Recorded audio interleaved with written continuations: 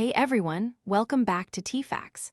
Today, we've got some exciting updates from the world of reality television, especially focusing on the hit show Survivor 48 Asterisk. First up, Survivor host Jeff Probst took some time during his latest podcast episode to compliment castaway David Kinne, saying he was a blast and gave so much to the show.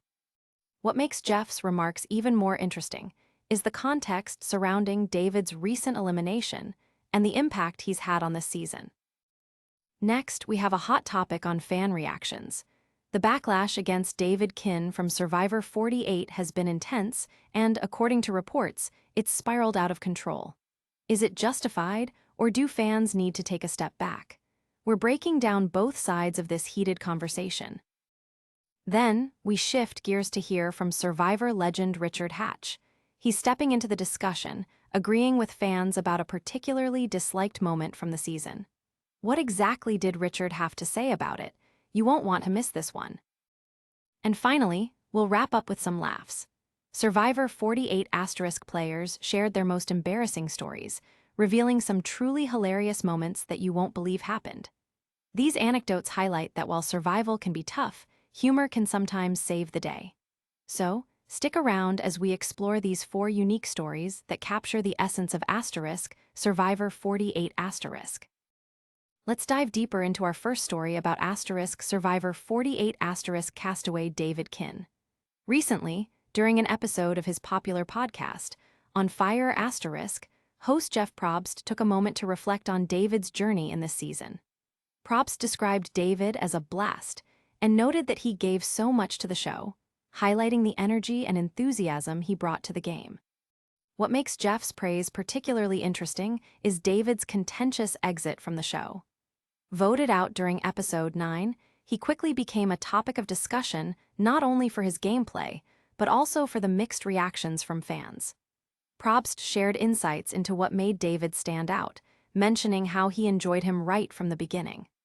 He went on to detail how David demonstrated qualities reminiscent of a beloved former player, calling him coach-esque, referring to Benjamin "Coach" Wade, who is known for his memorable personality on the show. Jeff even acknowledged that CBS noticed David's charm during the initial casting call, indicating that he was a standout choice from the start. Furthermore, after his elimination, David made headlines for his remarks on social media, claiming certain aspects of his gameplay weren't fully captured on screen. He expressed some frustrations about how viewers might have missed critical moments that showcased his strategic thinking. Overall, Probst's comments reflect a deeper understanding of the game and its players, providing a nuanced view of David's role in Survivor 48 Asterisk.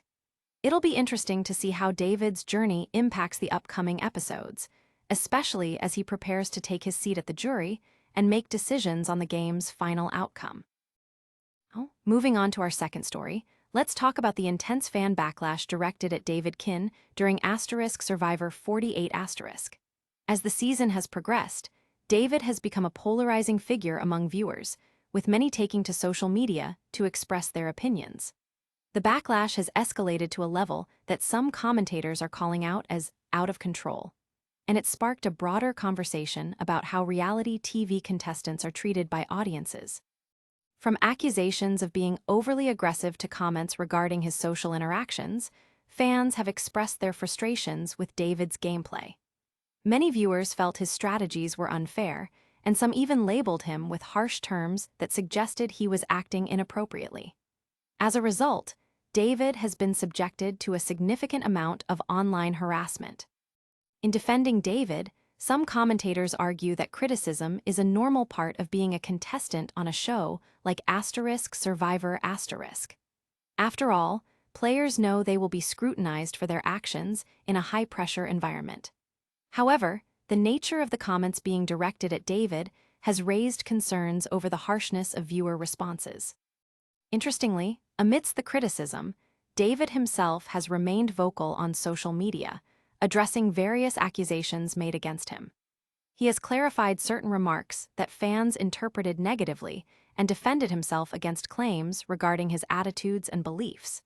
His willingness to engage with fans demonstrates resilience and offers a different perspective on player dynamics within the show.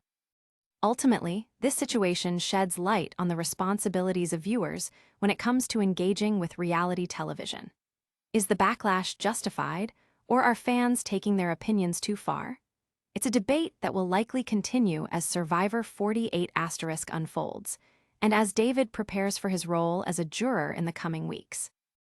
Now, let's shift our focus to our third story, which involves Survivor legend Richard Hatch and his thoughts on the current season of Survivor 48 During an exclusive interview with House of Fame, Richard shared his insights about a controversial moment that has sparked significant discussion among fans. Many viewers expressed their displeasure regarding a particular journey segment where players had to roll dice to determine whether they would lose their votes.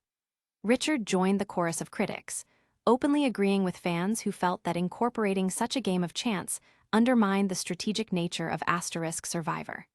He emphasized that relying on luck, like rolling dice, dilutes the skills and strategies that players develop throughout the game. In his discussion, Hatch pointed out that viewers expect nuance and complexity in gameplay.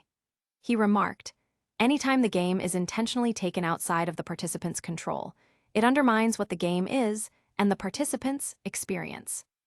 This sentiment resonated with many fans who believe that the producers should allow players to shape their fate through strategic decisions rather than relying on random outcomes.